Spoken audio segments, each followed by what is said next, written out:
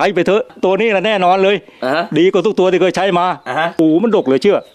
แล้วถ้าไม่เชื่อมาดูของผมก่อนของผมใช้ได้ยอมการันตีและปรับสภาพดินได้ด้วยถ้าอยากรวยก็หันมาใช้อันนี้แหละค่ะไร่เทพคุณภาพขั้นเทพเนี่ยค่ะถ้ามันทดสอบได้ทดสอบเลยพี่น้องอย่าลืมนะครับไร่เทพมาใช้ไร่เทพ